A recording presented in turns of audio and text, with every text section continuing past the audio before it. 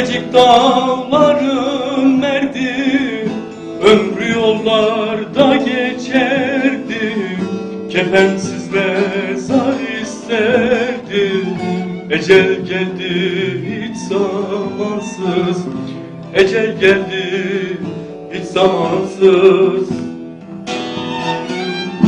Yaşamın sonunda yar yar ölüm varmış sevdiğim. Beklemedim ben ölümü. Ecel geldi çok zamansız ya. Yaşamın sonunda yar yar ölüm varmış sevdiceğim. Beklemedim ben ölümü. Ecel geldi hiç zamansız ya.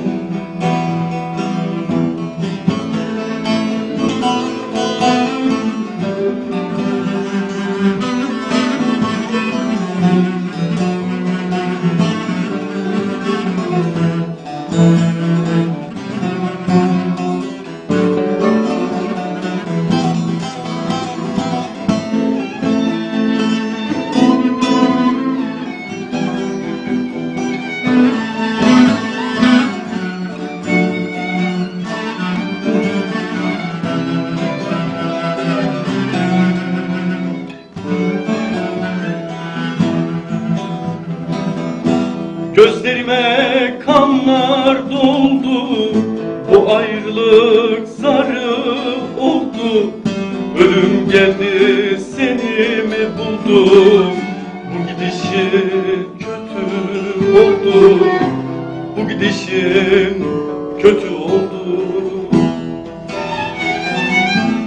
Yaşamın sonunda yar yar ölüm varmış sevdiceğim. Beklemedim ben ölümü. Ecel geldi çok zamansız. Yaşamın sonunda yar yar ölüm varmış sevdiceğim. Beklemedim ben ölümü. Ecel geldi hiç zamansız.